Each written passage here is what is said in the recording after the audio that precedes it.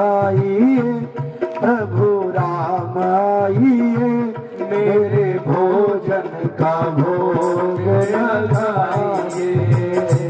राजा राम आइए, सीता राम आइए, मेरे भोजन का भोग लगाइए। राजा राम आइए, प्रभु राम आइए, भोजन का भोग लगाइए। राजा राम आइए, सीता राम आइए, मेरे भोजन का भोग लगाइए। भगवान को बुला रहा है बड़े प्रेम से, बड़े भाव से।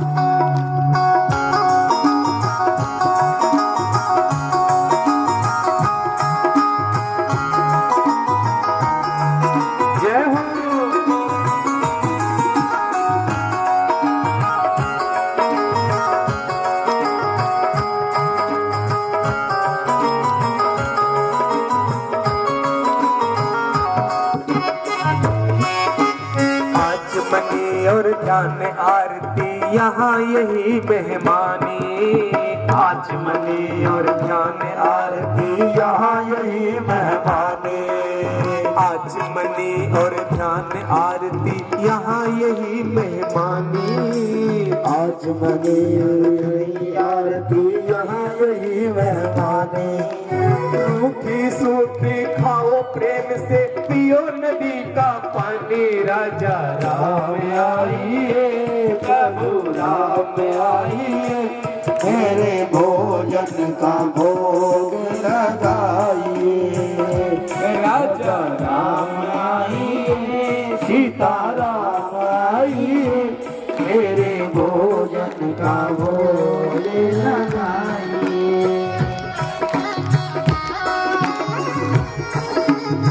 बार बार प्रभु को देख रहा है, बुला रहा है।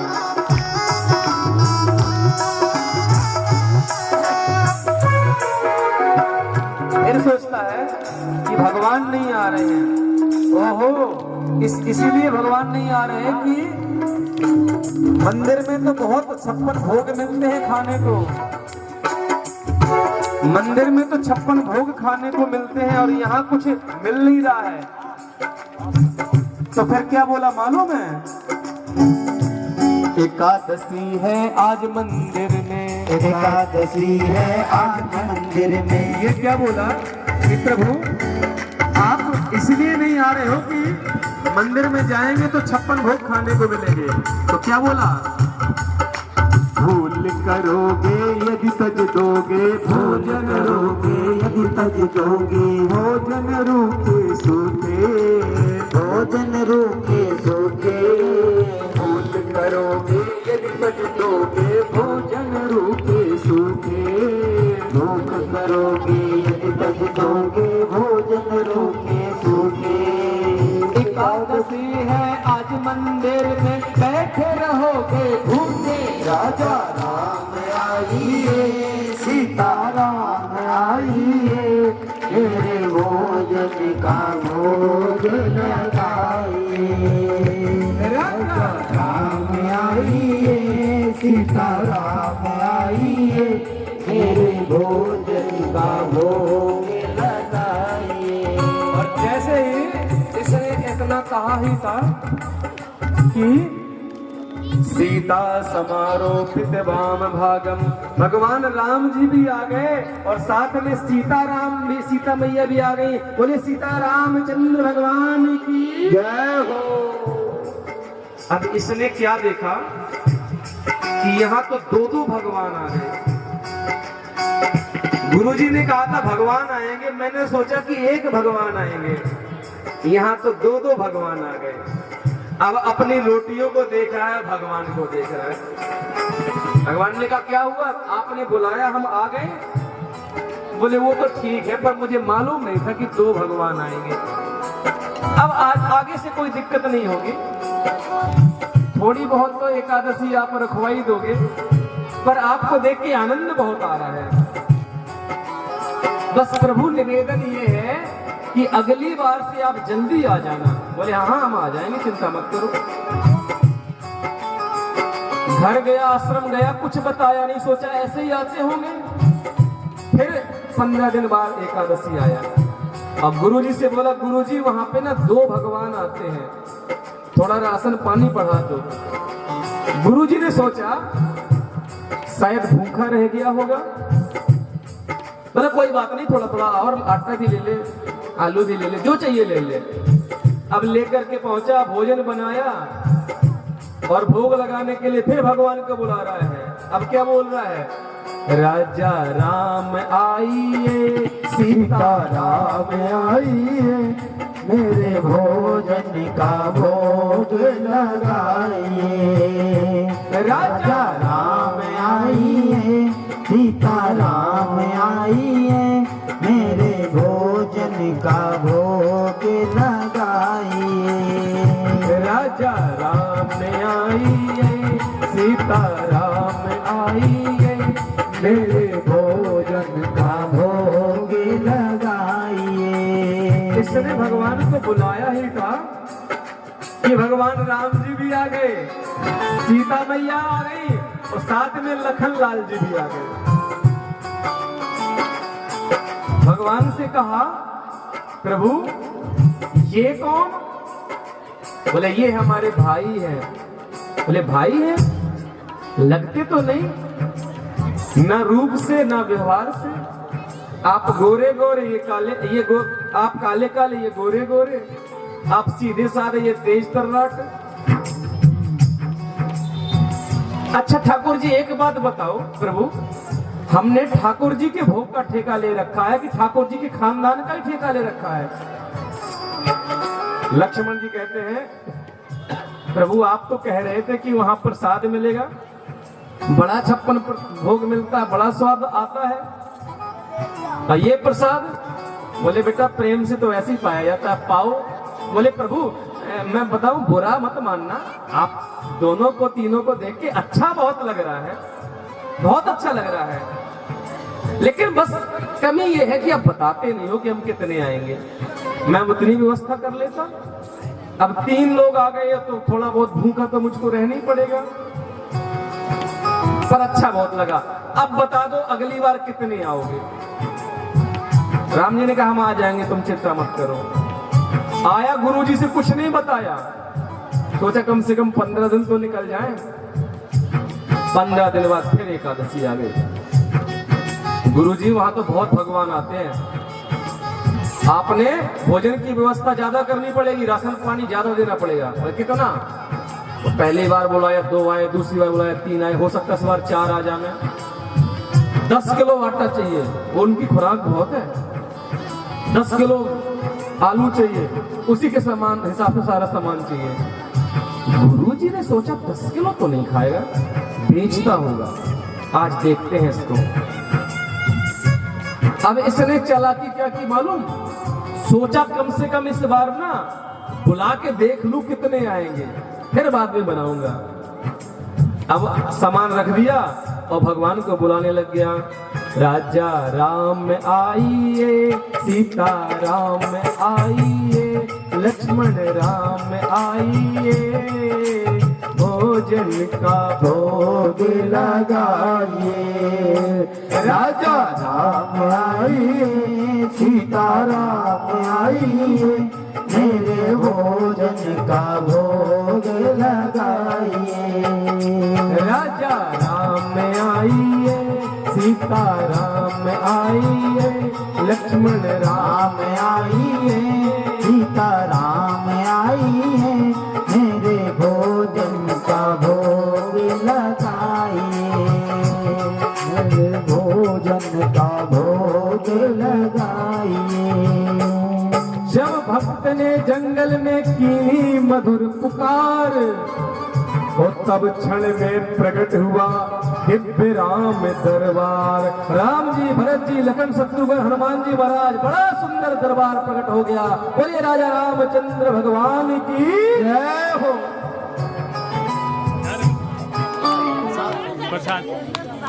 बोले महाराज हद कर दिया आपने, इस बार तो आपने हद कर दी। क्या क्यों आए हो? बोले क्या हुआ? अरे महाराज आप कहते थे कि हम आएंगे, पहली बार तो राम जी भरत जी, इस बार तो मैं सोचा था कि एक ज्यादा आएंगे, आप इतने सारे लोग आ गए, तो साथ में आप बंदर को भी लेकर के आ गए। लेकिन सुन लो, मैंने तो कुछ बनाया ही नहीं है, क्या खाओगे? भगवान ने कहा जब बनाया नहीं तो बुलाया क्यों? बोले हमने सोचा जब खाने को ही नहीं मिलना तो फिर बनाए क्यों? फिर अब बनाओ और खाओ। राम जी ने सीता मैया की तरफ इशारा किया, देवी अब आप लग जाओ। भरत जी भंडारे भरने लगे, भरत जी भंडारे बनाने लगे, भरत जी भंडारे बनाने लगे। लखन लाल लकड़ियां लाने लगे, लखन लाल लकड़ियां लाने लगे। भरत जी भंडारे बनाने लगे, भरत जी भंडारे बनाने लगे। पूंछ से अंजनी कुमार लगाते हैं पोछा, पूंछ से अंजनी कुमार लगाते हैं पोछा। तो माँ अन्नपूर्णा भोजन पकाने लगी, माँ अन्नपूर्णा भोजन पकाने लगी हैं। भरत जी भंडारे बनाने लगे। चुन करके लकड़ी, चुन करके लकड़ी लखन लाल लाने लगे हैं। भरत जी भंडारे बनाने लगे, भरत जी भंडारे बनाने लगे हैं। और जब रसोई माँ अन्नपूर्णा साक्षात सीता मैया ने बनाई हो, ऐसी दिव्य सुगंध फैली कि पूरे ब्रह्मांड के जितने देवता हैं, जितने ऋषि हैं, जितने गंधर्व हैं, सब वहां पर प्रकट हो गए। बड़ा दिव्य आनंद उत्सव प्रकट हो गया। और ये जो भगत है ना, ये आंखें बंद करके बैठ गया। लोगों ने कहा भाई आंखें क्यों बंद की हैं? बोला क्या करें, जब भोजन पाने को नहीं मिल रहा है तो किसी को खाते हुए कैसे देखें। और थोड़ी जब आवाज को सुना ना इन्होंने, और जैसे आंख खोल के देखा तो हजारों लाखों की भीड़। सोचते हैं भगवान एक आध रोटी मिलती तो इनके बाबाओं के चक्कर में आज कुछ मिलने वाला नहीं है। ये बैठे बैठे रो रहा है और गुरुजी देख रहे हैं। बोले बेटा क्या बात है, क्यों रो रहे हो? बोला गुरुजी क्या बताऊं मैं आपको, आपने इतना सा सामान दिया है, यहाँ लाखों लोग हैं, आज तो कुछ मिलेगा ही नहीं शायद भोजन करने को। गुरुजी ने कहा लाखों लोग, अरे यहाँ कौन है तेरे अलावा? इसने सोचा कि गुरुजी को कोई नहीं दिख रहा है, इतने भीड़। बोले यहाँ तो कोई भीड़ नहीं है। अब तो गुरुजी सोच रहे होंगे कि मैं अकेले खा जाता हूँ, यहाँ कुछ खाने को मिलता नहीं है। राम जी से कहा राम जी हमारे गुरुजी को क्यों नहीं दिखते हो? हमारे गुरुजी तो बहुत अच्छे हैं, बहुत सेवा करते हैं, बहुत आपकी पूजा करते हैं, बहुत अच्छे हैं हमारे गुरुजी। राम जी ने कहा हम तुम्हारे गुरुजी को नहीं दिखते, हम तुमको ही दिखते हैं। क्यों? क्योंकि हम सरल व्यक्ति को सरलता से मिलते हैं।